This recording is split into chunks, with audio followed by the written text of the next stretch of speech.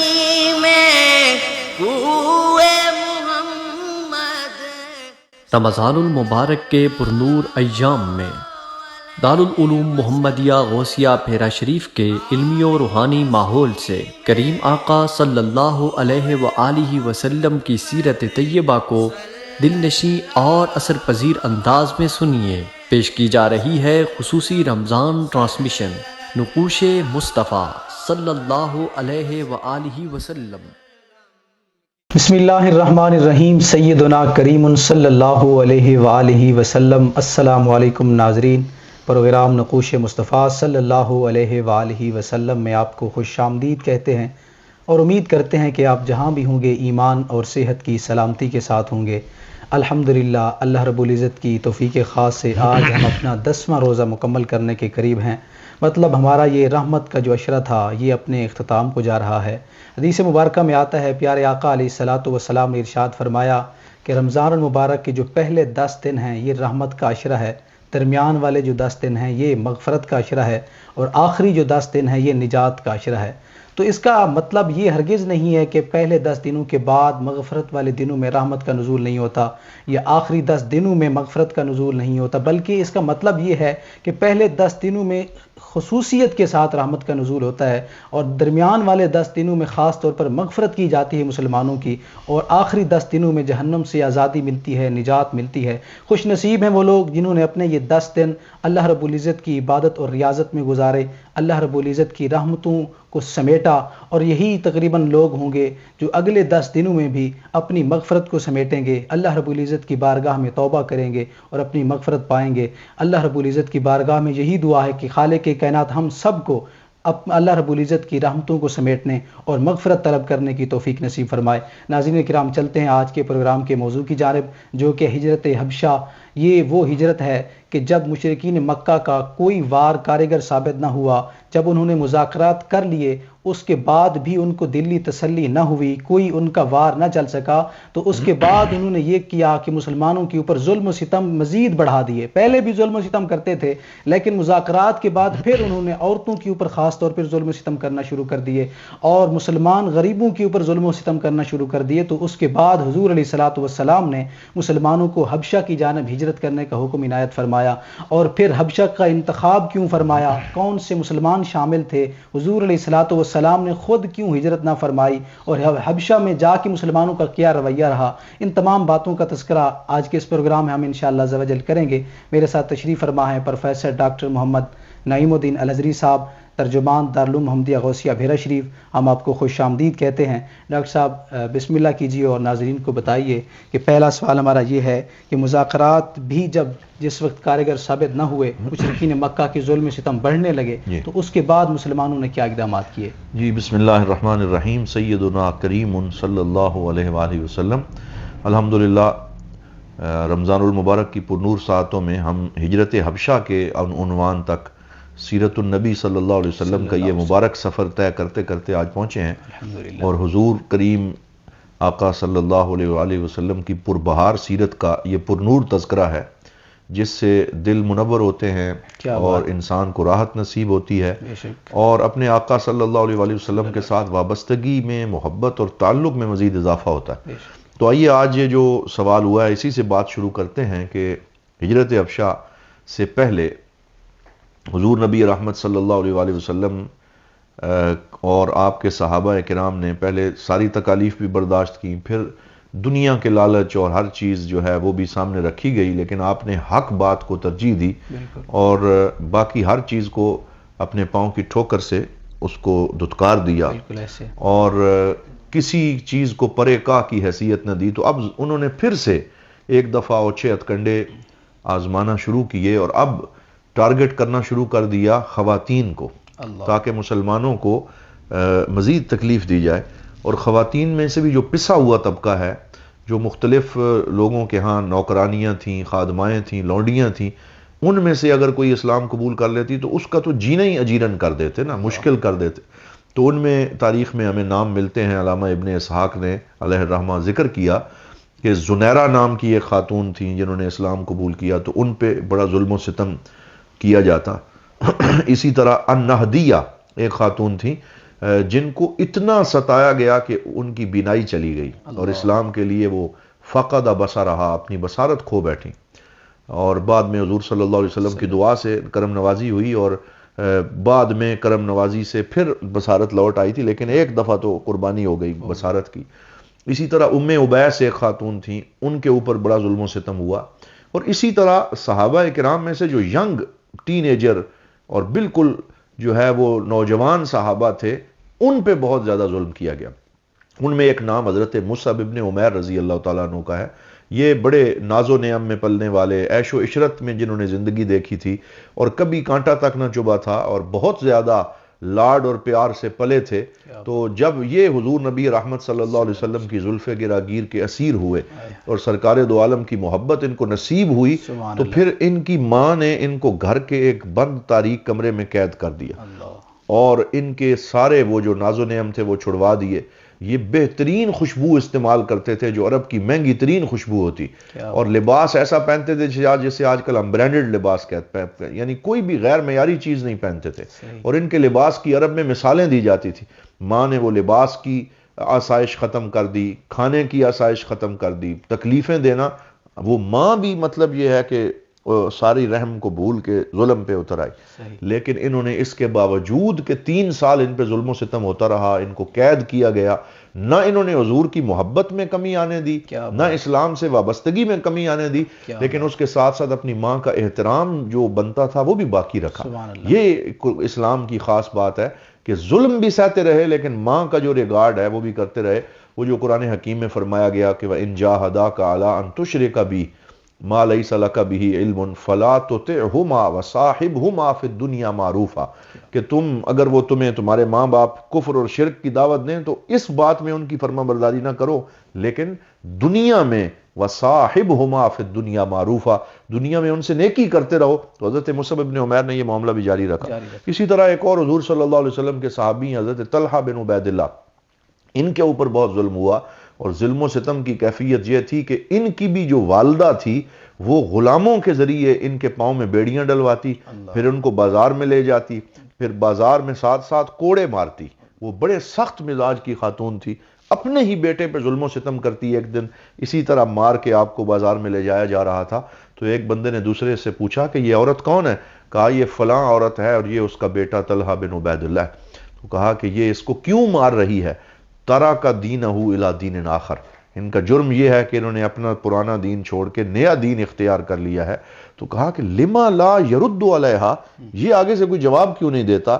کہا کہ ان کا دین انہیں یہ حکم دیتا ہے کہ یہ اپنی ماں کے بارے میں کوئی ایسی بات نہ کرے۔ تو یہ ایک عجیب شان ہے حضور صلی اللہ علیہ وسلم کے صحابہ کی، کہ کس شان سے انہوں نے اپنے پاک نبی صلی اللہ علیہ وسلم کی پیروی کی ہے۔ عمران بن حسین حضور صلی اللہ علیہ وسلم کے ایک صحابی تھے، یہ دار ارقم میں جو ہے وہ جب یہ اسلام قبول کرنے کے لیے آئے، جب ان کے دل میں اسلام نے جگہ بنائی، تو ان کا بیٹا جو ہے وہ چھپا بیٹھا تھا، اور دار ارقم میں وہ پہلے سے مسلمان ہو چکا تھا اور حضور صلی اللہ علیہ وسلم کی محفل میں تھا۔ عمران بن حسین نے جب دستک دی اور اندر داخل ہوئے، تو ان کے بیٹے نے جب دیکھا کہ میرا والد آ گیا تو یہ سمجھا کہ شاید مجھے پکڑنے آیا، تو وہ 2 صحابہ کی اوٹ میں اپنے آپ کو نیچے جھکا کے چھپا لیا۔ تو جب وہ والد آگے بڑھا اور حضور کی بارگاہ میں حاضر ہوا اور عرض کرنے لگا میں بڑا اسلام کا دشمن تھا، لیکن آج میں آپ کے قدموں میں کلمہ پڑھنے کے لیے آیا ہوں، ایمان کے لیے حاضر ہوا ہوں۔ تو ان کے بیٹے نے چھلانگ لگا کے اوپر اٹھا اور اپنے باپ کے قدموں میں گر گیا، انہیں سر سے جو ہے وہ سینے سے لگا لیا اور کہا اے میرے والد، میں بھی 1 سال پہلے اسلام قبول کر چکا ہوں، اور آج مجھے بہت خوشی ہوئی کہ میرے والد بھی کلمہ پڑھ رہے ہیں۔ تو یہ جو صحابہ کرام کے ہاں ماں باپ کی فرما برداری نظر آتی ہے کہ ساتھ ساتھ انہوں نے وہ تعلق بھی نبھایا اور اپنے رشتوں کو بھی نبھایا۔ تو اس سے ہمیں یہ درس ملتا ہے کہ ہم کبھی بھی اپنے ماں باپ کی نافرمانی نہ کریں، اپنے ماں باپ کی خدمت کریں، ان کو راضی رکھیں۔ حضور نبی رحمت صلی اللہ علیہ وسلم کی حدیث ہے ثلاثۃ لا یکلمہم اللہ یوم القیامۃ ولا ینظر الیہم، کہ 3 طرح کے لوگ ایسے ہیں کہ جن کی طرف اللہ تعالیٰ قیامت کے دن نہ رحمت کی نظر کرے گا، حتیٰ کہ ان کو دیکھے گا بھی نہیں۔ تو ان میں سے ایک وہ ہے العاق لوالدیہ، کہ جو اپنے ماں باپ کا نافرمان ہے، اللہ تعالیٰ اس پہ نظر نہیں کرے گا، اس کو قیامت کے دن اپنی نظر رحمت سے نہیں نوازے گا، تو اس چیز سے ہمیں بچنا چاہیے۔ میں ایک ہمارے شیخ ہیں مصر کے، ان سے سن رہا تھا، وہ فرماتے ہیں کہ ہم لندن میں تھے اور ہمارا ایک دوست جو لندن کی ایک یونیورسٹی کا پروفیسر تھا، ہم رات کو واک کر رہے تھے اور اس پروفیسر صاحب کے والد بھی ساتھ تھے، تو ہم سب واک کر رہے تھے، خوش گپیوں میں مصروف تھے، تو اچانک وہ جو پروفیسر صاحب تھے ان کے والد کے جوتوں اور بوٹوں کا تسمہ کھل گیا، تو لندن کی سڑکوں پہ واک کرتے ہوئے وہ نیچے جھک گیا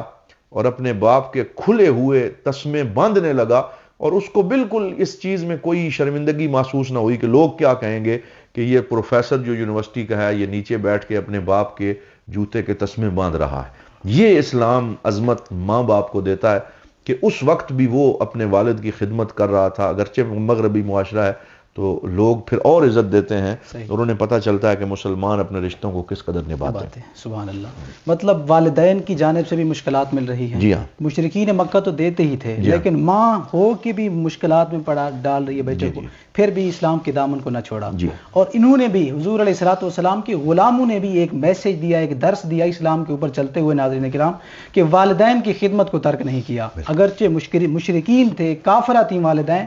پھر بھی ان کی خدمت کو ترک نہیں کیا۔ اور یہاں میں ایک میسج دینا چاہوں گا کہ آج کا مسلمان کیا کرتا ہے کہ چادر لے کے پیر کی مزار پہ چلا جاتا ہے، پیر کی مزار پہ چادر ڈالنے چلا گیا اور گھر والدہ کے سر کا دوپٹہ نہیں ہے۔ بڑی ایک خستہ حالی والی بات ہے۔ ہم اپنی حالات کے اوپر دیکھیں کہ کس جانب ہم جا رہے ہیں۔ شاید وہ بھی ثواب کا کام ہو سکتا ہے، مستحب ہو سکتا ہے کہ درباروں کے اوپر چادریں ڈالیں، لیکن والدین کی خدمت تو اولین ہے۔ اور اسی طرح والد کی چادر نہیں ہے اور ہم پیروں کے پاس چلے جاتے ہیں تحائف لے کے، تو سب سے پہلی جو چیز ہے، والدین ہمارے ہی پیر ہیں، پہلے ان کی خدمت اور اس کے بعد آگے چلیں پیروں کے پاس جائیں۔ اس میں میں صرف ایک اضافہ کروں کہ مشائخ کا ادب و احترام بالکل ضروری ہے، بالکل اسے اپنی جگہ قائم رکھنا، مزارات پہ حاضری دینا، دعا مانگنا بالکل بجا، لیکن وہ ایک بزرگ فرمایا کرتے تھے کہ جس کی والدہ زندہ ہے اسے دعا کروانے کے لیے کسی اور کے پاس جانے کی ضرورت نہیں، اس کو اپنی والدہ سے دعا کروانی چاہیے کہ اس کے حق میں سب سے زیادہ اس کے والد اور اس کی والدہ کی دعا قبول ہو۔ تو بالکل یہ آپ نے درست بات کی ہے، اور حدیث مبارکہ میں بھی آتا ہے کہ والدین کی دعا جو ہے نا وہ اولاد کے حق میں قبول کی جاتی ہے۔ اچھا، تو ڈاکٹر صاحب مزید تھوڑا آگے چلتے ہیں کہ اس وقت قرآن مجید کا نزول بھی ہو رہا تھا، تو مشرکین مکہ قرآن مجید کی فصاحت اور بلاغت سے کس حد تک متاثر تھے؟ جی بالکل، اس میں قرآن حکیم جو ہے یہ وہی قرآن ہے جس نے حضرت عمر فاروق رضی اللہ تعالیٰ عنہ جیسے سخت جان اور شروع میں جو سخت دل تھے ان کو بھی موم کر دیا، اور ان کے دل میں اسلام کی اور قرآن سے ہی ان کا دل اسلام کی طرف مائل ہوا۔ یہ وہی قرآن ہے جس نے بڑے بڑے لوگوں کو حضور کے قدموں میں پہنچا دیا اور حضور کے غلاموں میں شامل کر دیا، تو کفار پہ بھی اس کا اثر ہوتا تھا۔ اور یہ ان روایات میں موجود ہے کہ انہی دنوں میں جب کہ ادھر کفار مسلمانوں پہ ظلم و ستم کر رہے تھے، ساتھ یہ کیفیت تھی کہ 3 بڑے کافر، ابو جہل اور ان دنوں میں ابو سفیان، اور ساتھ تیسرے اخنس بن شریک، یہ تینوں رات کے وقت حضور صلی اللہ علیہ وسلم جہاں قرآن کی تلاوت کرتے تھے، یہ حضور صلی اللہ علیہ وسلم کی رہائش اور آپ کے گھر مبارک کے باہر رات کو چھپ چھپ کے کریم آقا صلی اللہ علیہ وسلم کی آواز میں حضور کا قرآن سنتے تھے، کیسے پڑھ رہے ہیں، اس قرآن کا لطف لیتے، سنتے، لیکن بس ان کے دلوں پہ مہر لگ چکی تھی اور ایمان کی توفیق انہیں حاصل نہ تھی۔ کہتے ہیں ایک دفعہ اتنا اندھیرا تھا کہ وہ تینوں اپنے اپنے پروگرام کے مطابق آئے ہوئے تھے، تو قرآن سنتے سنتے جب واپس مڑنے لگے تو اندھیرے میں آپس میں ٹکرا گئے، تو پھر حیران ہوئے کہ یہ ہم پکڑے گئے، اور پھر کہنے لگے نہیں اب آئندہ ہم نہیں آئیں گے، یہ ہم کیسے آ جاتے ہیں۔ جب اگلی رات ہوئی تو پھر حضور صلی اللہ علیہ وآلہ وسلم کی جو ہے وہ خوبصورت اور درد و سوز سے معمور آواز میں قرآن سننے پھر پہنچے ہوئے تھے، اور 3 راتیں یہ عمل دہرایا جاتا رہا۔ تو یہ قرآن حکیم کی حقانیت ہے اور رسول اسلام صلی اللہ علیہ وسلم کی صداقت ہے کہ کافر جو ہے وہ اپنے تمام تر ظلم و ستم اور اپنی تمام تر سرکشی کے باوجود قرآن حکیم سننے پہ مجبور تھے۔ آپ دور کیوں جاتے ہیں، یہ بھیرا شریف میں جہاں ہم بیٹھے ہیں، حضرت غازی اسلام پیر محمد شاہ صاحب جو حضرت ضیاء الامت علیہ الرحمہ کے والد گرامی ہیں، وہ بھیرا میں اس مسجد شریف میں جب قرآن پڑھتے تھے تو بھیرا کے ہندو مرد اور عورتیں جو ہیں وہ ان کے اس قرآن کو سننے کے لیے جمع ہو جاتے ہیں۔ اور یہ تو مشہور واقعہ ہے کہ ہندو بھی حضرت غازی اسلام پیر محمد شاہ رحمۃ اللہ تعالیٰ علیہ سے قرآن سنتے تھے، اور کتنے ہی ہندو مسلمان ہوئے قرآن سن کے، اور کتنے ہی اس کا حظ اٹھاتے رہے۔ کیا بات ہے، یہ تو حضور کے غلاموں کی بات ہے۔ جی۔ اور پھر حضور علیہ الصلوۃ والسلام تو آقا ہیں، جی۔ انہی کے اوپر قرآن مجید نازل ہوا اور انہی کی زبانی جب سنتے تھے تو یقیناً متاثر تو ہوتے حضرت سیدنا عمر فاروق رضی اللہ تعالیٰ عنہ، ان کے بارے میں نے پڑھا ہے کہ ایک رات کو کوئی قاری قرآن پڑھ رہا تھا اور یہ نماز میں کھڑے تھے، جب یہ آیت پڑھی گئی کہ ان عذاب ربک لواقع ما لہ من دافع، تو حضرت عمر فاروق پہ لرزہ طاری ہو گیا اور بے ہوش ہو کے وہیں پہ گر گئے، اور انہوں نے کہا کہ میں اللہ رب العزت نے جو اس عذاب کا اور جہنم کا نقشہ کھینچا ہے اس نے مجھے رونے پہ اور اس حالت پہ مجبور کر دیا۔ خود رسول اکرم صلی اللہ علیہ وسلم جب رات کو قرآن سننے کے لیے کھڑے ہوتے تو یہ روایات میں موجود ہے کہ ایسے محسوس ہوتا تھا کہ جیسے ایک ہنڈیا میں پانی جوش مار رہا ہے، اور اس طرح کی آواز سرکار دو عالم صلی اللہ علیہ وسلم کے سینہ اطہر سے آتی تھی۔ ماشاءاللہ۔ اچھا ڈاکٹر صاحب، چونکہ آج کا ہمارا موضوع ہجرت حبشہ کے حوالے سے ہے، تو اب ہجرت حبشہ کے اسباب آخر کیا تھے، اس کا تھوڑا سا مختصر سا جی، وہ اب جب کہ یہ تعذیب اور تکلیف کا اور اذیت کا یہ عمل پھر سے شروع کر دیا گیا، حتیٰ کہ بعض صحابہ جو نئے نئے ابھی مسلمان ہوئے تھے اور پھر ان پہ جب بہت زیادہ ان کو ستایا گیا، اور جیسے گن پوائنٹ پہ یا تلوار کی نوک پہ کسی کو کہا جائے کہ تو کلمہ کفر کہہ، تو بہت سے صحابہ کے ساتھ اس طرح کا ماجرا ہوا اور انہیں مجبور کیا گیا کہ وہ کلمہ کفر کہیں۔ تو ایک صحابی حضور کی خدمت میں حاضر ہوئے اور انہوں نے عرض کیا کہ یا رسول اللہ، مجھے اتنا ستایا گیا اور اتنی اذیت دی گئی کلمہ کفر حتیٰ کہ میرے منہ سے مجبوراً نکل گیا۔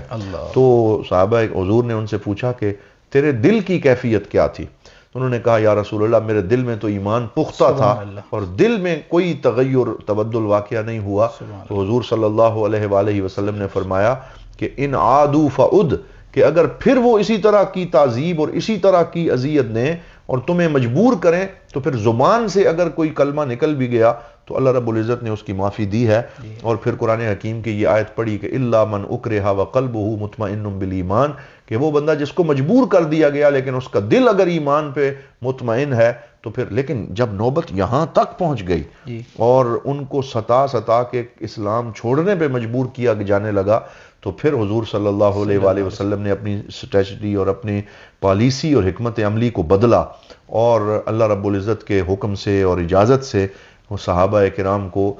یہ فرمایا کہ اب وہ ہجرت کریں۔ اور ہجرت، اپنے وطن کو چھوڑنا یہ کوئی آسان نہیں، اور مکہ جیسے دیس کو چھوڑنا جو بلد الانبیاء ہے، جہاں کعبۃ اللہ ہے، جہاں پہ جو ہے وہ حجر اسود ہے، صفا مروہ ہے، اور وہ ان کا ہوم لینڈ ہے، یہ چھوڑنا آسان کام نہیں تھا۔ لیکن حضور صلی اللہ علیہ وآلہ وسلم نے ارشاد فرمایا کہ لو خرجتم الى ارض حبشہ فإنها ارض صدق فإنی سمعت ان بها ملکا لا یظلم عنده احد۔ فرمایا کہ اگر تم حبشہ کی زمین کی طرف چلے جاؤ تو وہ سچائی کی زمین ہے، اور میں نے یہ جانا ہے کہ وہاں پر ایک ایسا بادشاہ ہے کہ جس کے سامنے کسی پہ ظلم نہیں کیا جا سکتا، وہ کسی پہ ظلم کرنے کی اجازت نہیں دیتا، وہ ملک عادل ہے، وہ بڑا عدل کرنے والا بادشاہ ہے۔ تو حضور نبی رحمت صلی اللہ علیہ وسلم نے صحابہ کرام کو حبشہ کی طرف ہجرت کرنے کا حکم دیا۔ اچھا ڈاکٹر صاحب، آپ نے یہاں حبشہ کا تذکرہ کیا، تو مسلمانوں کو کسی اور عرب قبیلے کی جانب بھی ہجرت کرنے کا حکم دیا جا سکتا تھا؟ یہ ہجرت کے لیے حبشہ کا انتخاب کیا گیا، اس میں آخر کیا حکمت؟ اس کے دو اسباب ہیں۔ ایک سبب تو اس کا یہ ہو سکتا ہے کہ حضور نبی رحمت صلی اللہ علیہ وسلم نے خود بیان کیا کہ وہاں عدل کرنے والا بادشاہ ہے، تو اس سے ایک بات ہمیں یہ پتہ چلتی ہے کہ سرکار دو عالم صلی اللہ علیہ وسلم کی ایک مکہ میں رہتے ہوئے پوری دنیا کے حالات پہ کتنی نظر تھی، اور آپ نے ہر چیز کو سٹڈی کر رکھا تھا، اور حضور صلی اللہ علیہ وآلہ وسلم کو پتا تھا کہ کون سا بادشاہ جو ہے اس کی کیفیت کیا ہے، کون سا بادشاہ جو ہے اس کی پالیسی کیا ہے۔ تو اس سے ایک مسلمان شخص کے بارے میں یہ پتہ چلتا ہے کہ مسلمان وہ ہے جس کی جغرافیہ کے اوپر، عالمی حالات کے اوپر، پولیٹکس کے اوپر اور ہر چیز پہ نظر ہو، وہ بالکل تنگ نظر نہیں ہونا چاہیے، محدود سوچ والا نہیں ہونا چاہیے۔ اور دوسرا اس سے یہ سبق ملتا ہے کہ وہ عیسائیوں کی سرزمین تھی، بادشاہ بھی عیسائی تھا اور مسیحی سارے وہ لوگ تھے، لیکن اس کے باوجود حضور نے صحابہ کے اندر تعریف کرتے ہوئے اس کے بارے میں کہا کہ وہ ملک العادل ہے، وہ عدل اور انصاف کرنے والا ہے۔ تو اس سے یہ پتہ چلا کہ اگر غیر مسلم ملک میں بھی عدل انصاف ہو، سوشل جسٹس ہو، سیلف ریسپیکٹ ہو، تو ہم اس کی تعریف کر سکتے ہیں، اور یہ بخل ہوگا کہ ہم اگر کسی کی تعریف بنتی ہے اور اس کو وہ ریگارڈ نہ دیں، اور جو اس کا حق بنتا ہے وہ اس کو نہ دیں۔ تو حضور صلی اللہ علیہ وسلم نے اس کی تعریف بھی فرمائی۔ اور دوسرا اس کا سبب یہ تھا کہ اگر کسی عرب کے قبیلے میں یا کسی اور عرب ملک میں حضور جانے کا حکم دیتے تو قریش کیونکہ سارے عرب علاقے کے سردار تھے تو وہ مجبور کر کے ان صحابہ کو جو ہے وہ بزور شمشیر واپس لے آتے اور زیادہ ظلم بڑھا دیتے. تو حضور صلی اللہ علیہ وسلم نے اگرچہ ایک لمبا سفر کروایا لیکن آپ نے یہ حکم دیا کہ وہاں چلے جاؤ کیونکہ وہاں ظلم نہیں ہوگا اور کم از کم وہ صحابہ کرام وہاں بڑے سیف اور ساؤنڈ رہ سکیں گے. صحیح. اچھا ڈاکٹر صاحب یہ بھی بیان فرما دیں کہ حضور علیہ الصلوۃ والسلام نے خود ہجرت کیوں نہیں فرمائی؟ صحابہ کو حکم دے دیا، آپ وہیں رہے، تو اس میں کیا وجہ؟ بالکل، اس میں بھی علماء نے یہ بیان فرماتے ہیں کہ خود اگر سرکار دو عالم صلی اللہ علیہ وسلم چلے جاتے تو ایک تو سبب یہ تھا کہ پیچھے یہ جو کچھ صحابہ کو بھیجا اور اکثر صحابہ تو مکہ میں موجود رہے تو پھر پیچھے جو صحابہ اکرام موجود ہوتے ان کے لیے زندگی اجیرن ہو جاتی. اور دوسرا یہ وجہ تھی کہ وہ جو حبشہ کی سرزمین ہے وہ ابرہا کا دیس تھا اور وہیں سے ابرہا حملہ کرنے کے لیے آیا تھا. تو پھر بعد میں عرب یہ پروپوگیٹ کرتے اور یہ افواہیں اڑا دیتے کہ نبی اسلام صلی اللہ علیہ وسلم نے اسی حبشہ میں خود چلے گئے ہیں اور وہاں چلے گئے ہیں جہاں سے ابرہا آیا تھا. تو ان سارے اسباب کو دیکھتے ہوئے آپ صلی اللہ علیہ وسلم خود ادھر ہجرت آپ نے نہیں فرمائی. اچھا، ہجرت سے پہلے مسلمانوں کو عیسائیت مذہب کے متعلق قرآن مجید نے کیا رہنمائی فرمائی؟ اور اس کے ساتھ یہ بھی بیان فرما دیں کہ اگر کوئی مسلمان آج سے یورپ جاتا ہے تو اس کے لیے کن باتوں کا لحاظ رکھنا ضروری ہے؟ یہ بہت اہم سوال ہے اور اس میں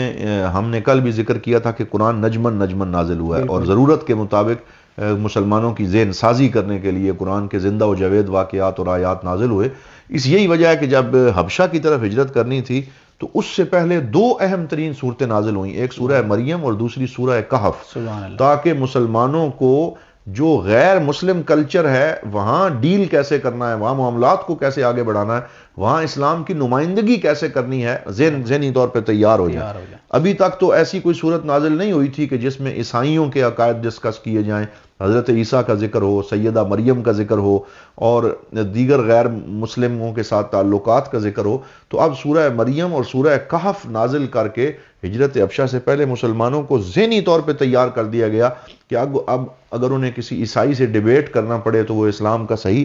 تشخص جو ہے وہ بتا سکیں اور اچھی نمائندگی کر سکیں. اور دوسرا جو سوال کا جز آپ نے پوچھا کہ بالکل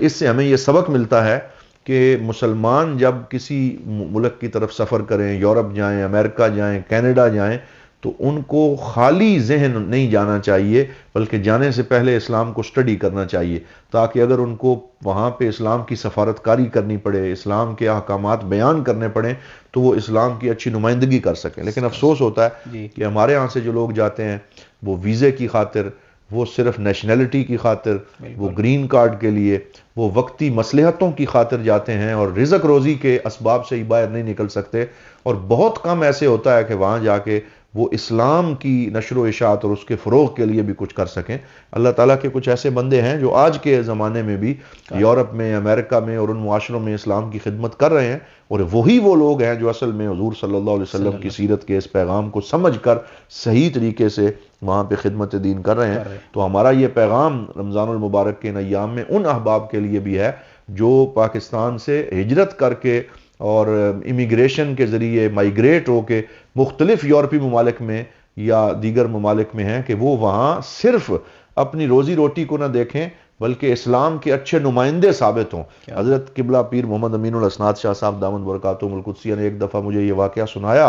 کہ فرانس کے اندر ایک ٹیکسی ڈرائیور تھا اور وہ اپنی رزق روٹی ہی کماتا تھا لیکن ایک دن اس کے ساتھ ایک خاتون بیٹھی اور اس خاتون کا پرس گاڑی میں رہ گیا جس کے اندر لاکھوں جو ہیں وہ اس ڈالر کی مالیت جو ہے وہ اس بریف کیس میں موجود تھی.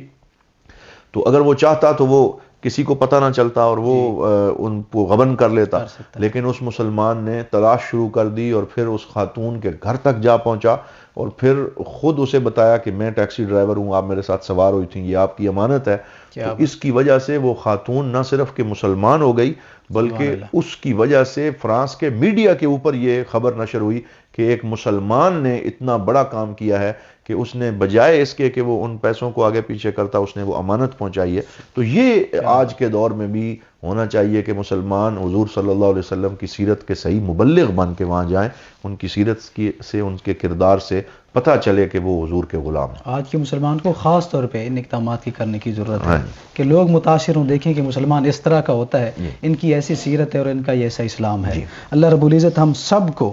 حضور علیہ الصلوۃ والسلام کی سیرت کے اوپر چلنے کی توفیق نصیب فرمائے۔ اچھا ڈاکٹر صاحب، مسلمانوں کو اب ہجرت کا حکم ہوتا ہے کہ حبشہ کی جانب ہجرت کر جاؤ، تو اس ہجرت میں کس نوعیت کے مسلمان تھے؟ کیا غریب طبقہ تھا، امیر طبقہ تھا؟ اور پھر مسلمانوں کو سب کچھ چھوڑنا پڑا، گھر بھی، جائیداد بھی، مال بھی، رشتہ دار بھی، اور اپنا آبائی وطن بھی، تو یہ مسلمان مجبور ہو کے گئے تھے یا اپنی دل کی خوشی کے ساتھ گئے تھے؟ مسلمان جو گئے تھے، ایک تو وہ ہجرت حبشہ 2 مرحلوں میں ہوئی۔ پہلے مرحلے میں حضور صلی اللہ علیہ وسلم نے 15 افراد کو بھیجا، جن میں جو ہے وہ حضور صلی اللہ علیہ وسلم کے چچا زاد بھائی حضرت جعفر، جو حضرت علی شیر خدا کے بھائی بھی ہیں اور جن کو جعفر طیار کہا جاتا رضی اللہ تعالیٰ عنہ، وہ تھے۔ حضرت سیدنا عثمان غنی ذو النورین رضی اللہ تعالیٰ عنہ، اور آپ کی زوجہ حضرت سیدہ رقیہ بنت محمد صلی اللہ علیہ وآلہ وسلم، جو حضور کی بیٹی ہیں، وہ بھی تھیں۔ اور یہ کہتے ہیں کہ پہلا جوڑا ہے جس نے اسلام کی راہ میں ہجرت کی ہے، اور یہ حضرت رقیہ اور حضرت عثمان، ان کی یہ جوڑا ہے، یہ میاں بیوی ہیں۔ پھر اسی طرح اور بھی کچھ میاں بیوی جو ہیں وہ مرد خواتین اکٹھے تھے، اور پھر دوسری دفعہ 85 افراد گئے۔ تو ٹوٹل حبشہ کی طرف ہجرت کرنے والے جو ہے وہ آلموسٹ یہ 100 کے لگ بھگ افراد تھے جنہوں نے ہجرت کی، اور اس میں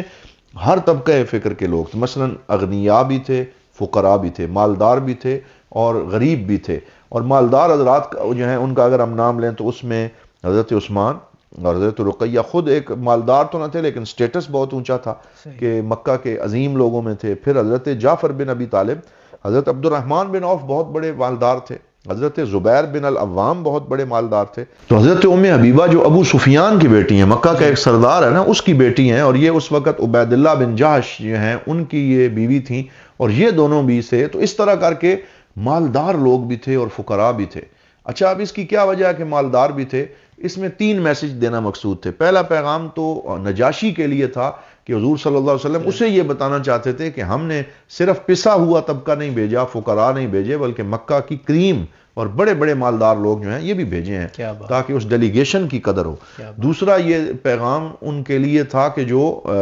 مشرکین مکہ ہیں کہ دیکھو صرف فقیر نہیں جا رہے بلکہ مسلمان اغنیاء جو ہیں وہ بھی اسلام کے لیے قربانی کرتے ہوئے، انہیں ضرورت تو نہیں ہے لیکن وہ حضور کے حکم پہ اپنا وطن چھوڑ رہے ہیں۔ اور تیسرا ان فقراء کو ڈھارس بنانا مقصود تھی کہ اگر صرف فقیر بھیجے جاتے تو ان کے دل میں یہ خیال آ جاتا کہ دیکھیں ہم تو غریب ہیں، ہمیں نکال دیا گیا، تو حضور نے فرمایا میری بیٹی بھی تمہارے ساتھ ہے، حضرت عثمان بھی تمہارے ساتھ ہیں، میرے چچا زاد بھائی جعفر بھی طیار جو ہیں وہ بھی تمہارے ساتھ ہیں۔ تو اس طریقے سے یہ بڑا ہی خوبصورت، اور پھر یہ دیکھیں کہ ان کی بھی کہ حضور صلی اللہ علیہ وسلم کے ساتھ غیر مشروط محبت اور وفاداری، کہ کسی نے یہ نہیں کہا جناب ہمارے پاس تو مال و دولت ہے، ہمیں مکہ چھوڑنے کی کیا ضرورت، حضور آپ کا حکم ہو گیا آمنا وصدقنا لبیک وسعدیک، ہم حاضر ہیں، اور وہ سارے کے سارے نکل پڑے اور حضور کے حکم کے مطابق جو ہے وہ وہاں جا پہنچے۔ اور پھر وہاں جو ہے وہ ایک تھوڑا عرصہ تو قیام نہیں تھا، وہاں جب یہ پہنچے تو پھر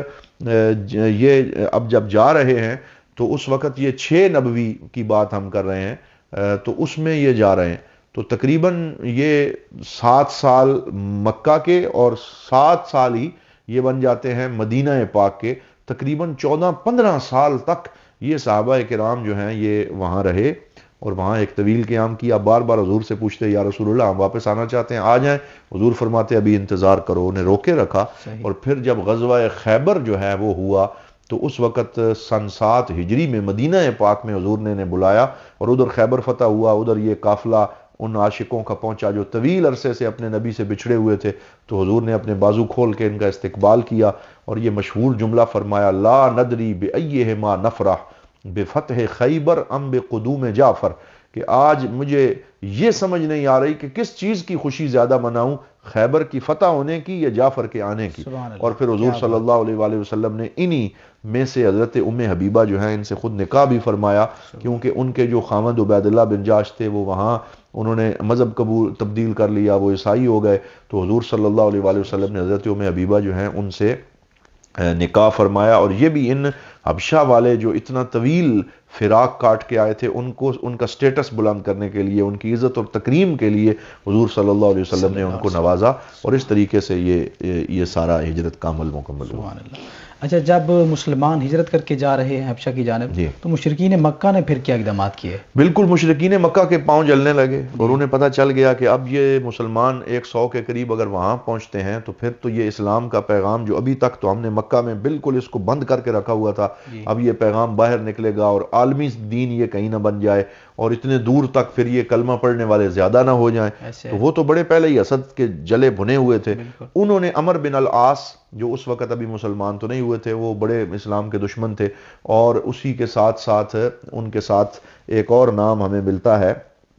عبداللہ بن ابی ربیعہ، تو ان دونوں کو بھیجا اور ساتھ بڑے پیسے جمع کر کے تحائف، وہ پیسے ہی مالدار تھے مشرکین مکہ، تحائف دے کے بھیجا، اور جب وہاں پہنچے تو کہا کہ وہاں جا کے نجاشی سے کہو کہ ان کو واپس کر دو اور ان پہ الزامات لگاؤ۔ تو عمر بن عاص جب وہاں پہنچے، پہلے پورے درباریوں کو تحفے دیے، نجاشی کو بڑے قیمتی تحفے پیش کیے، اور ان کا دل موم کرنے کے لیے پہلے انہیں رام کیا، اور پھر اگلے دن نجاشی کے سامنے یہ کہا کہ یہ جتنے لوگ آئے ہیں یہ سارے وہاں سے فرار ہو کے آئے ہیں، اور ان کے ماں باپ جو ہیں وہ سب ان کو تلاش کر رہے ہیں، ان کے لیے رو رہے ہیں، آپ ان کو واپس بھیج دیں، ہم انہیں لینے آئے۔ تو وہ جتنے درباری تحفے قبول کر چکے تھے وہ سارے فوراً ہاں ملانے لگے، اور بادشاہ سے کہنے لگے کہ آپ ان کو واپس بھیج دیں، یہ عمر بن عاص ٹھیک کہہ رہے ہیں۔ لیکن نجاشی جو ہے اس قربان جائیں اس کی عدالت اور اس پہ، کہ اس نے فوراً کہا کہ لا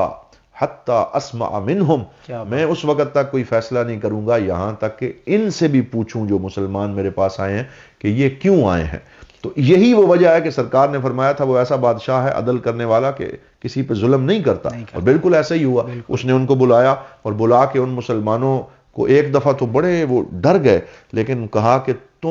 یہ تمہیں لینے آئے ہیں، اور مسلمان بھی اچانک عمر بن عاص کو نجاشی کے ساتھ تخت پہ بیٹھا ہوا دیکھ کے حیران رہ گئے، اکا بکا رہ گئے کہ یہ یہاں بھی پہنچائے ہیں اور یہ ہمیں چین یہاں بھی نہیں لینے دینا چاہتے۔ تو نجاشی نے پوچھا کہ تمہارے اوپر یہ الزام ہے، تم فرار ہو کے آئے ہو، تو اپنا موقف دو۔ تو اس وقت اپنا موقف دینے کے لیے حضرت جعفر رضی اللہ تعالیٰ عنہ، جعفر بن ابی طالب، وہ آگے بڑھے، اور ان کے آگے بڑھنے کی ایک وجہ تو یہ تھی کہ ایک بندہ نمائندگی کرے، اور نمائندگی بھی وہ کرے کہ جو حضور کا چچا زاد بھائی ہے، اور اس لیے بھی نمائندگی کرے کہ یہ اس کا پوتا ہے جو ابرہا کے مقابلے میں بات کرنے کے لیے کھڑا ہوا تھا، یعنی حضرت عبد المطلب کا یہ پوتا۔ تو آپ نے کیا خوبصورت گفتگو فرمائی، اور آپ کی یہ گفتگو تاریخ میں سنہرے الفاظ کے اندر یاد رکھی جائے گی۔ اور اگر آج کے دور میں کسی سے یہ کہا جائے کہ آپ 1-1.5 منٹ میں پورے اسلام کا خلاصہ بیان کریں تو بڑا مشکل ہو جاتا ہے، بلکہ اگر حضرت جعفر اس طرح کہنا شروع کر دیتے یا کوئی بندہ کہ بھائی اسلام کیا ہے بتاؤ، وہ کہے جی اسلام جو ہے اس میں وضو کرنا ہوتا ہے اور استنجا اس طرح ہوتا ہے، اور پھر اس میں اتنی نمازیں ہیں اور فرائض اتنے ہیں اور نوافل اتنے ہیں، تو نجاشی بات پوری نہ سنتا، وہ کہتا کہ آپ تشریف لے جائیں، اور وہ اسلام سے بالکل متاثر نہ ہو سکتا۔ تو اسلام کے نمائندے پہ ڈیپینڈ کرتا ہے کہ وہ اپنے کیس کو پیش کس طرح کرتا ہے۔ کبھی کبھی بالکل جیتا ہوا کیس اچھا نمائندہ نہ ملنے کی وجہ سے بندہ ہار جاتا ہے، اور اگر نمائندہ اچھا ہو تو کیس بہت اچھی طرح پیش کیا جاتا ہے۔ یورپ اور امریکہ کی یونیورسٹیوں میں شارٹ ہینڈ رائٹنگ اور شارٹ ہینڈ سپیکنگ سکھائی جاتی ہے، اور اس پہ پورے کورسز کروائے جا رہے ہیں کہ جو ہے وہ اپنی پریزنٹیشن اچھی کیسے دیں۔ تو حضرت جعفر کے جملے سنیں کہ 5 جملے انہوں نے کہے، اور ان 5 جملوں میں صرف 1 منٹ کے اندر انہوں نے اپنی پوری بات نجاشی کے سامنے رکھ دی۔ سب سے پہلے انہوں نے جو کہا، ان کا خطبہ تمام تر سیرت کی کتابوں میں موجود ہے، ہم کون تھے؟ کہا کننا قوم اہل جاہلیہ، ہم جاہلی زمانے کے رہنے والے جہالت میں لوگ تھے، نعبد الاصنام،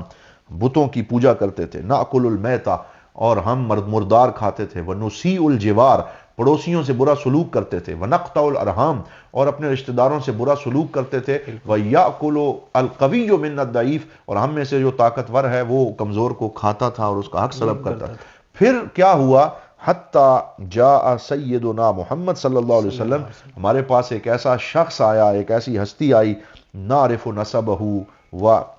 صدقہ و امانتہ و عفتہ، ہم ان کا نسب بھی جانتے ہیں، ان کی صداقت بھی جانتے ہیں، ان کی امانت بھی جانتے ہیں، ان کی پاک بازی بھی جانتے ہیں۔ اچھا، انہوں نے ہمیں کس بات کا حکم دیا، کس سے روکا؟ حکم کس کا دیا؟ فَأَمَرَنَا بِالصِّدْقِ الْحَدِيثِ وَأَدَاءِ الْأَمَانَةِ وَصِلَةِ الْأَرْحَامِ و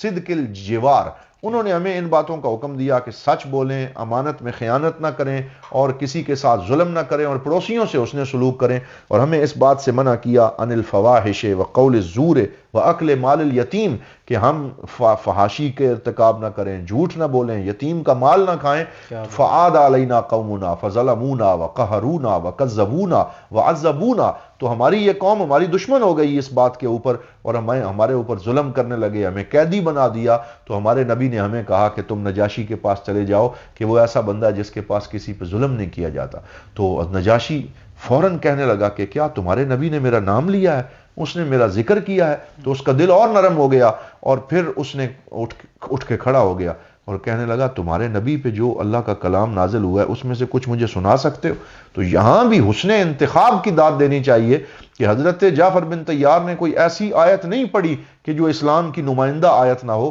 بلکہ انہوں نے وہ بات کی کہ جو اگلے بندے کے دل پہ جا کے اثر کرے. یہ حسن انتخاب ہے. مثلا انہوں نے یہ نہیں کہا کہ لقد کفر الذین قالوا ان اللہ ثالث ثلاثہ، یہ نہیں بات کی، بلکہ انہوں نے سورہ مریم کی آیات پڑھی. وَاذْكُرْ فِي الْكِتَابِ مَرْيَمَ اِذِ انْتَبَذَتْ مِنْ أَهْلِهَا مَكَانًا شَرْقِيًّا فَاتَّخَذَتْ مِنْ دُونِهِمْ حِجَابًا فَأَرْسَلْنَا إِلَيْهَا رُوحَنَا فَتَمَثَّلَ لَهَا بَشَرًا سَوِيًّا قَالَتْ إِنِّي أَعُوذُ بِالرَّحْمَنِ مِنْكَ إِن كُنْتَ تَقِيًّا قَالَ إِنَّمَا أَنَا رَسُولُ رَبِّكَ لِأَهَبَ لَكِ غُلَامًا زَكِيًّا. یہ والی آیات جب پڑھی تو کیا منظر تھا وہاں پہ کہ جب وہ آیات پڑھ کے خاموش ہوئے، نجاشی کی داڑھی جو ہے وہ آنسوؤں سے تر تھی، سارے درباری جو ہیں ان پہ ایک رونے کی کیفیت طاری تھی، ہچکی بندھی ہوئی تھی، اور پورے دربار پہ سناٹا طاری تھا. تو یہ آیات سننے کے بعد فوری طور پہ نجاشی جو ہے اس نے حضرت جعفر کو سینے سے لگا لیا اور کہا کہ میں جو ہے وہ اللہ کی قسم اٹھا کے کہتا ہوں کہ میں کبھی تمہیں کسی ظالم کے حوالے نہیں کروں گا، اور عمر سے کہا کہ تم چلے جاؤ، میں کبھی تمہیں یہ لوگ حوالے نہیں کروں. تو وہ غصے میں آ گئے، سٹپٹا گئے، اور کہنے لگے کہ میں کل دوبارہ نجاشی سے ایسی بات کروں گا کہ وہ ان کو نکالنے پہ مجبور ہو جائے گا. اور اگلے دن کہا کہ یہ جو لوگ ہیں آپ نے کل فیصلہ جلد بازی میں کر دیا، ان حضرت عیسیٰ کے بارے میں جو آپ کے نبی ہیں ان کے خیالات اچھے نہیں. تو انہوں نے المختصر ان کو بلایا اور بلا کے دوبارہ کہا کہ حضرت عیسیٰ کے بارے میں سنا ہے تمہارے خیالات اچھے نہیں. تو حضرت جعفر پھر 4 قدم آگے ہوئے اور ادب سے اور بڑے ہی اخلاص اور وقار سے کہنے لگے کہ جو حضرت عیسیٰ ہیں ان کے بارے میں ہمارا تو قول یہ ہے ہوا عبداللہ ورسولہ وکلمتہ الذی القاہا الی مریم وروح من، کہ حضرت عیسیٰ اللہ کے بندے ہیں، اللہ کے رسول ہیں، وہ اللہ تعالیٰ کا کلمہ ہیں جو اللہ نے حضرت مریم کی طرف القاء فرمایا، اور وہ اللہ رب العزت کے برگزیدہ بندے ہیں. تو جب یہ بات سنی اور قرآن کی آیات سنی حضرت عیسیٰ کے بارے میں، تو اس نے اپنی ایک عود اور ایک لکڑی سے زمین پہ لکیر لگائی اور لکیر لگا کے کہنے لگا کہ جو تمہارے نبی نے فرمایا اور جو حضرت عیسیٰ کے بارے میں ہم کہتے ہیں یخرج من مشکات واحد، وہ ایک ہی نور سے نکلا ہے اور اس میں اس ایک لکیر جتنا بھی فرق نہیں ہے. اور پھر اس نے کہا عمر بن عاص کو کہ یہ اپنے تحائف سارے اٹھا کے واپس لے جاؤ، اور پھر اس نے مسلمانوں کے لیے راحت و آرام کے سارے دروازے کھول دیے اور مسلمانوں کے لیے وہاں زندگی کو تمام طرح آسائشیں جو ہیں وہ ان کو مہیا کی، اور بہت اچھے طریقے سے اس نے حضور کے مہمانوں کا خیال رکھا. سبحان اللہ. اچھا ڈاکٹر صاحب، جب مسلمان یہاں قیام پذیر ہو گئے حبشہ کے اندر، تو یہاں رہتے ہوئے مسلمانوں نے کون سے پیشے اختیار کیے اور کن کاموں میں مصروف رہے؟ تو یہ جو آپ نے سوال کیا اس حوالے سے بالکل یہ بڑی اہم بات ہے کہ اب جب انہوں نے وہاں رہنا شروع کیا اور ایک طویل عرصہ قیام کرنا تھا، یہ بھی ہو سکتا تھا کہ وہ صرف مہمان بن کے ہی رہتے، جیسے آج کل ہمارے بعض لوگ جاتے ہیں اور وہ اپنی ذات کے دائرے سے ہی نہیں نکلتے اور جیسے جاتے ہیں ویسے واپس آ جاتے ہیں. ایسے نہیں کیا، بلکہ جو 12-14 سال مسلمانوں نے وہاں قیام کیا، اس ایک طویل عرصہ ہے، اس قیام کے دوران انہوں نے اس پورے معاشرے کو سٹڈی کیا اور دیکھا کہ یہ لوگ کیسے رہتے ہیں، کس چیز کو پسند کرتے ہیں. تو انہیں پتہ چلا کہ یہ لوگ چمڑے کی مصنوعات پسند کرتے ہیں. تو صحابیات جو ہیں وہاں جو خواتین گئی تھیں انہوں نے پہلے چمڑے کی صنعت کو سیکھا کہ چمڑے کی دباغت کیسے ہوتی ہے، پھر اس سے مختلف چیزیں کیسے بنتی، پھر اتنی مہارت سے چمڑے کی چیزیں اپنے گھروں میں اپنے ہاتھوں سے ہینڈ میڈ بنانا شروع کی. اور جب وہ نجاشی اور حبشہ کے دربار میں وہ چیزیں پہنچیں اور حبشہ کی مارکیٹ میں اور ہاتھوں ہاتھ بکنے لگیں، تو پورے اہل حبشہ کو ان عرب مہمانوں سے اتنا پیار اور محبت ہو گئی کہ وہ اس معاشرے میں گل مل گئے اور ان کی رسپیکٹ میں اور قدر میں مزید اضافہ ہو گیا. تو یہاں ہم پھر اپنے دوستوں کو یہ میسج دیں گے جو یہاں سے جاتے ہیں، ہجرت کرتے ہیں، باہر کے ملک میں روزی کمانے جاتے ہیں، کہ وہ وہاں جا کے صرف اور صرف اس معاشرے کے ثمرات ہی نہ سمیٹتے رہیں، صرف وہاں کی فیسلٹیز سے فیسیلیٹیٹ نہ ہوتے رہیں، بلکہ وہاں کے معاشرے کے لیے بھی کوئی ایسا کنٹریبیوشن کریں کہ جس سے مسلمانوں کا سر فخر سے بلند ہو، وہاں کوئی ایسا کام کریں کہ جو کام ان کو اس معاشرے کے اندر جو ہے وہ زندگی گزارنا ان کے لیے آسان بنا دے، وہاں چیریٹی ورک کریں، وہاں جا کے ایک ایسا بہترین زندگی گزاریں کہ معاشرے میں ان کے عزت و احترام اور قدر میں مزید اضافہ ہو جائے۔ اچھا ڈاکٹر صاحب، جب یہ مہاجرین حبشہ جی ہجرت کے بعد جب واپس مدینہ منورہ تشریف لے آئے جی تو وہاں ان کا استقبال کس انداز میں حضور علیہ الصلوۃ والسلام نے فرمایا، کس طرح ان کی حوصلہ افزائی فرمائی؟ ہاں، وہاں ہمیں دو چیزیں پتہ چلتی ہیں۔ ایک تو یہ کہ یہاں جب یہ رہ رہے تھے تو نجاشی کی حکومت اور تختے کو الٹنے کی کوشش کی گئی تھی ایک دفعہ، تو نجاشی کو یہ خیال آیا کہ حضور کے مہمان میرے پاس ہیں، تو اگر میرا تخت الٹ دیا گیا تو یہ تو بے گھر ہو جائیں گے، تو اس نے ان کے لیے کشتیاں بنوائیں بڑی شاندار قسم کی، وہ ان کے حوالے کی کہ تم کچھ دن ان کشتیوں کے قریب رہو، وہاں رہو، اور اگر میری حکومت ختم ہو جائے اور بغاوت کامیاب ہو جائے تو پھر ان سمندر اور دریا میں تم جدھر محفوظ مقام پہ جانا چاہو چلے جانا۔ اس حالت میں بھی اس نے حضور کے مہمانوں کا خیال رکھا، اور پھر حضرت زبیر بن العوام جو ہیں وہ روز باہر نکلتے، خبرگیری کرتے، ایک دن دوڑتے ہوئے آئے اور کہا مسلمانوں تمہیں مبارک ہو، ہمارا میزبان نجاشی جو ہے اس کے خلاف سازش ناکام ہو گئی، اور کہتے ہیں ہم اس دن اتنے خوش ہوئے جتنے خوش ہم حضور سے مل کے ہوئے تھے یا اس دن خوش ہوئے تھے کہ آج جو ہے یہ اس کو پھر سے کامیابی نصیب ہوئی۔ لیکن پھر انہی دنوں میں ایک واقعہ یہ ہوا کہ قرآن جو کفار تھے نا، ان کے بارے میں قرآن کہتا ہے کہ لا تسمعوا لهذا القرآن والغوا فیہ لعلکم تغلبون، کہ وہ یہ کہا کرتے تھے کہ جب یہ مسلمان قرآن پڑھ رہے ہوں تو شور مچایا کرو تاکہ تم ان پہ غالب آ جاؤ اور ان کے قرآن کو کوئی سن کے مسلمان نہ ہو۔ تو جب بھی خانہ کعبہ کے پاس کوئی صحابی قرآن پڑھنے لگتا وہ ارد گرد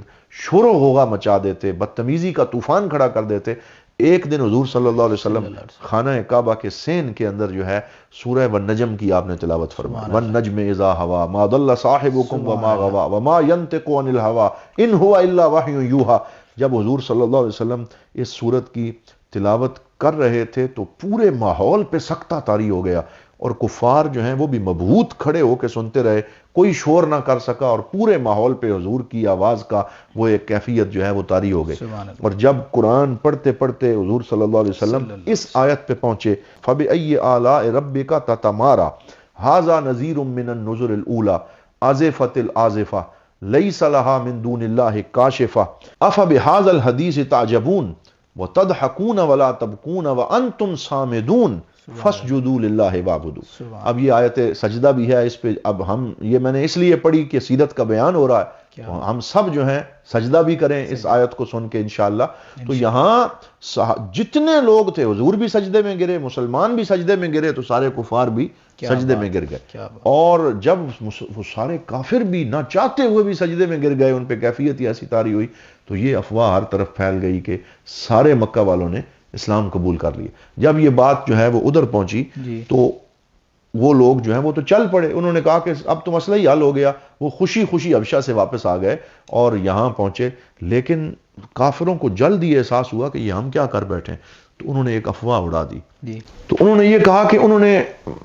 مسلمانوں کے نبی نے کچھ ایسی آیتیں پڑھی ہیں کہ جن سے انہوں نے نعوذ باللہ ہمارے خداؤں کو بھی جسٹیفائی کر دیا، ٹھیک کہہ دیا، اور یہ مشہور کر دیا کہ تلک الغرانیق العلا وان شفاعتہن لترتجا، یعنی یہ اپنی طرف سے دو آیتیں من گھڑت بنا کے انہوں نے سورہ نجم میں داخل کر دی اور کہا کہ یہ حضور محمد نے یہ پڑھا ہے نعوذ باللہ، تو اس لیے ہم نے سجدہ کیا کہ انہوں نے ہمارے دین کو مان لیا، ہم نے ان کو مان لیا۔ تو یہ جب بات کی تو یہ اصل میں جھوٹ تھا، اور یہ ایک ان کی طرف سے پروپیگنڈا تھا، اور آج تک مستشرقین یہ جو دو لفظ آیتیں من گھڑت ہیں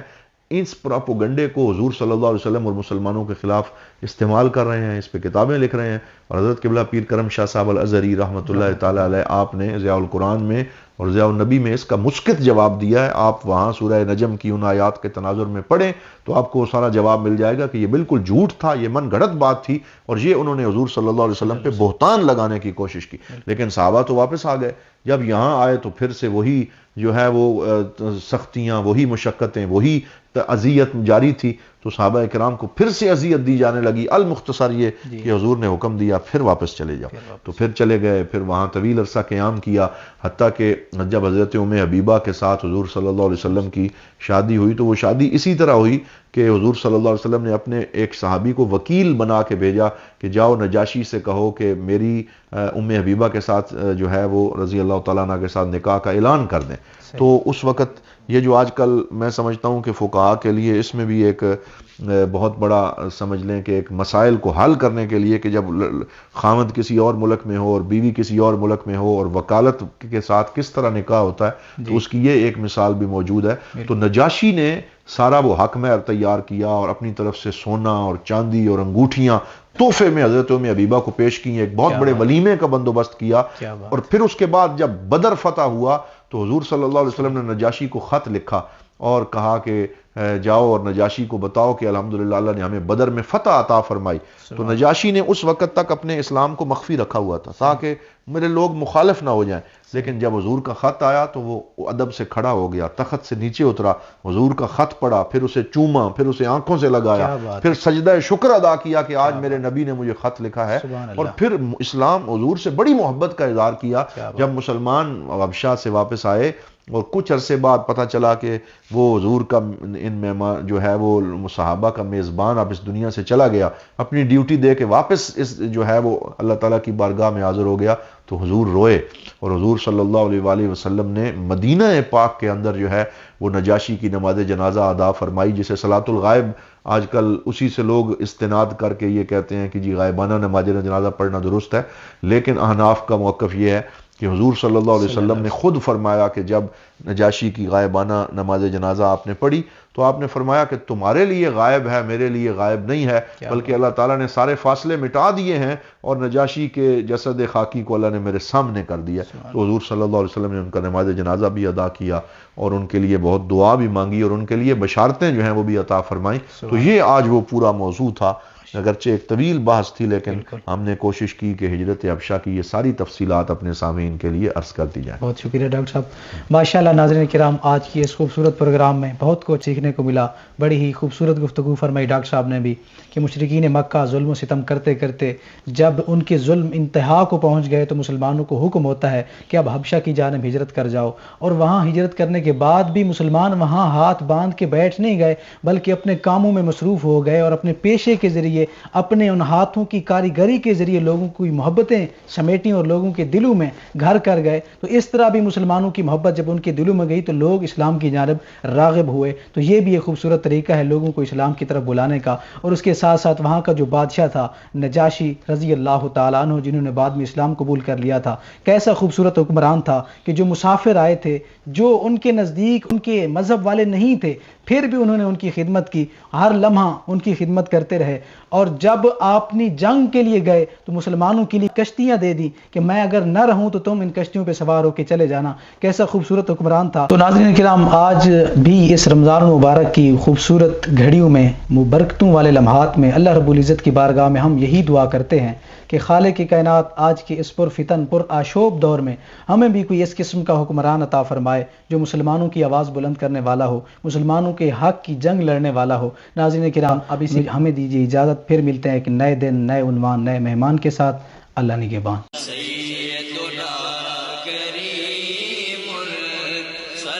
دارالعلوم محمدیہ غوثیہ پھیرا شریف دینی اور عصری تعلیم کا بے مثال ادارہ ہے، جہاں عصر حاضر کے تقاضوں کے مطابق قرآن و سنت کی تعلیم دی جاتی ہے اور ہر سال ہزاروں طلباء و طالبات زیور تعلیم سے آراستہ ہو رہے ہیں. رمضان المبارک کے بابرکت لمحات میں زکوٰۃ و صدقات اور مالی تعاون اس عظیم ادارے تک پہنچا کر اس مشن میں اپنا حصہ ڈالیں. درجہ ذیل اکاؤنٹس پر اپنا تعاون ارسال فرمائیں.